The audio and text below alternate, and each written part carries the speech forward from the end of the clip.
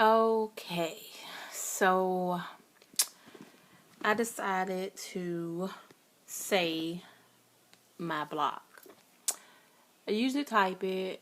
I'm really good at putting stuff in words on paper, but I'm needing to do something different and see if I can vlog instead of blog every once in a while. So, I wanted to talk about people and their feelings.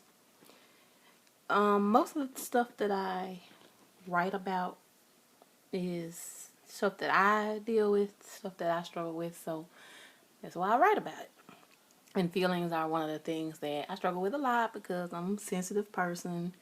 I can be mean sometimes, but that is a defense mechanism to keep myself from getting hurt. But I am super hypersensitive.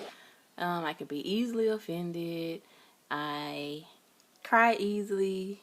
I laugh easily.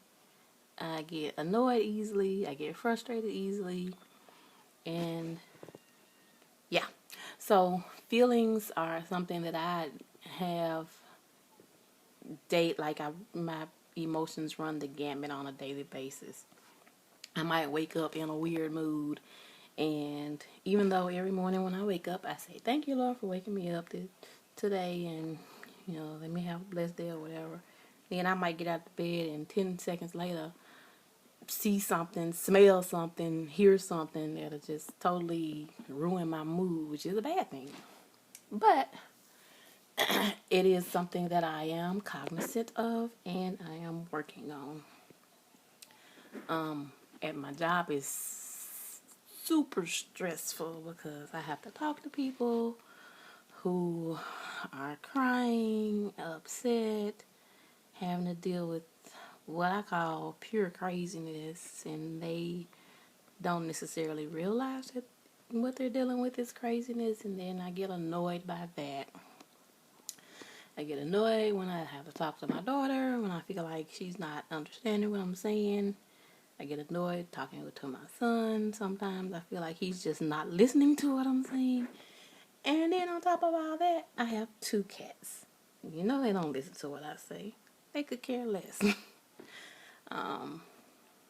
My good friends are mostly, out of town in Mississippi. I'm in Texas. I have a couple of friends out here in Texas, but they have their own lives just like my best friends do. So it's not always easy to get somebody on the phone and talk about these feelings that I have so often. I can text my niece Latoya about it sometimes, and she just like no nonsense, kind of like my mom, and I can't really talk to my mom because she really ain't into the whole feeling thing either. I could talk to my dad about it. But anyway, I said all that to say that in life we're going to encounter different obstacles and have to deal with things we're not exactly happy with. I guess I kind of just want people to know and think about what they say to people and how they say things to people. Take into consideration that people do have feelings. You might be saying something that you think is funny, but they're being offended by it, and they, might be holding that inside themselves and not letting you know, and possibly even holding a grudge about something that you said in a joke, but they took it personally. I know I have a really dry sense of humor, like really dry, and like my bestest friend in the whole wide world, we've been friends almost 30 years, she knows this sense of humor I have. She has the same like dry sense of humor, and when we say stuff, it might be like we might say it in a deadpan way, and you think we're dead serious, but we're really just joking. I have to realize that some people don't understand that and take things that I say the wrong way. I, even though I'm a sensitive person, I try to find humor in just about everything. I make fun of myself. I make fun of my children. I make fun of my cats. I make fun of the people closest to me. But it's not in a malicious way. So when I say something about some random person walking down the street, and then somebody who doesn't know me is like looking at me crazy, like, how could she say that? Try not to judge, like jump to that snap judgment, because you don't really know or understand. I have to tell myself the same thing when I go to my job, when I talk to these people who, may be saying, he does this, and that. I'm in the hospital, blah, blah, blah. I can't go into great details because, my job is very anonymous and confidential, but I have to really, like, stop myself and be like, you don't know. You're not there. You're not in that situation.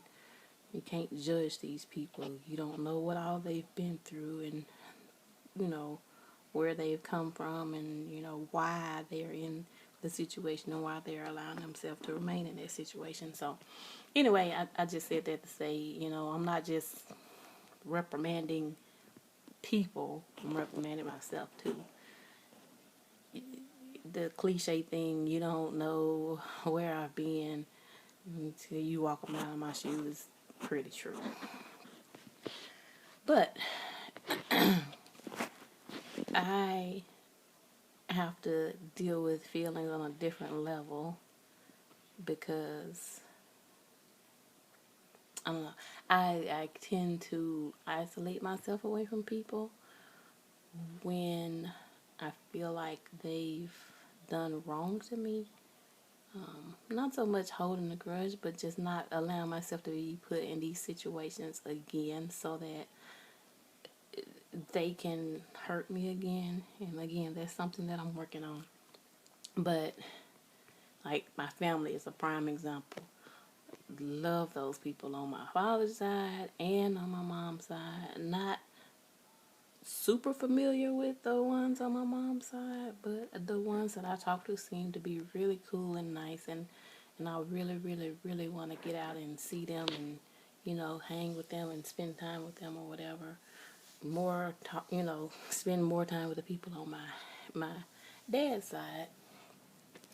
But I swear, and, not being critical, just being 100% real, those people are like the most judgmental yet non-perfect people I've ever met in my life. I deactivated my Facebook because I was just kind of sick. I mean, for a lot of reasons, or just a few reasons. I was sick of people always, like posting these scriptures and stuff all the time in 1 second, and then on somebody else's post, they commenting and cursing somebody out and talking about what all they gonna do. I'm like, what the, who, who does that? And people who friend you on Facebook and always referring to you as cuz and bro and all this crap. But if they see you walking down the street, won't even say a word to you. Like, people who are just fake, like, and I use family as an example because they are my family. I can say whatever I want to about them. If they don't like it, I don't really give a crap because, they're not that present in my life that they would or should or, even could make a comment about what I say. But from my experience, this is just what I'm saying. Just like, you know, like I said, I love them. Some of them salt of the earth. Like, wouldn't trade them for the world. Just like the best people, good people. Some of them, just don't know what to say about them, I'm a giving person. If I have something, I'll give it to you. Even if I don't really have something, but I'm in a, I can try to help you out. I'll try to do that. No accolades needed. Just that's just who I am. That's my nature. I try to help people out if I can, and not looking for somebody to be like, oh, Shandrika gave me this or she helped me out that. It's not, when I'm doing things, it's not to get that acknowledgement. It's just because I want to help. But we got people who want that acknowledgement, like, oh, I did this or I did that and blah, blah, blah. And I was like, ugh, seriously, like, get over yourself. I have, siblings who mean the world to me, my nieces and my nephews, my people that I deal with on a regular basis, my people that I love. And I have siblings that I like posted the other day that are by choice, not by blood, that probably would do more for me than the people in my family who are related to me do for me, and care more about me than those people do. But, it's just, anyway, like I said, I tend to get in my feelings. I was going to use the example of like when well, there's a lot of things. I mean, everybody can't go to everything and everybody can't participate in everything in everybody's life. But just example, when my daughter graduated from high school, I took the time to find people's addresses and stuff and sent them invitations or whatever to her graduation. And I didn't expect all these people to come. We're in Texas, and most of my family is in Chicago, and in Georgia. And we have a few people, spread out in like other random places, but the bulk of them are in either Mississippi, Chicago, or Georgia.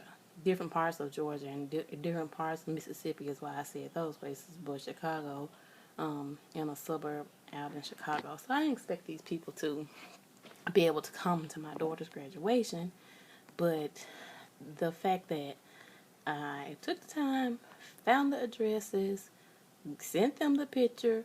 Do you think any of these people even acknowledged that they got the invitation? Like, seriously, you can say, oh, I got the invitation. Glad she's graduating. Sorry I can't make it. Or something. Not even saying send her nothing, but just acknowledgement of getting it. And these are some of the reasons I don't even bother by. And it's like always trying to guilt trip me into going to the family reunions and stuff. I'm like, you don't care if I come. This is the craziest thing. We like sit off in cliques or whatever when you're at the family. Like, who does that? Certain people sleep with certain people, and I still don't even know how. I was at the family reunion not so long ago. I still don't even know those people. Like, I've seen them, and then possibly I would know they're related to me, but I don't know them. Like, they didn't. It's not something that is, I think, genuine. I think it's something that they feel obligated to do, as far as having a family reunion or whatever. And the people who hang together at the family reunion. Like, I'm not going to spend money and time and trying to get off work and stuff to go just hang and sit and talk to the people that I hang and sit and talk with all the time without having to go to a family reunion to see them. Anyway, I got off on a tangent. I tend to do that. But anyway. So, yeah, but feelings. That did hurt my feelings. That nobody even said anything. Like, they didn't acknowledge. I got a call from a couple of people. My cousin, for whatever reason, she couldn't come, but at least she let me know she couldn't come. And then my niece, her husband was sick, and she couldn't come. My sister was actually having surgery, so she couldn't come.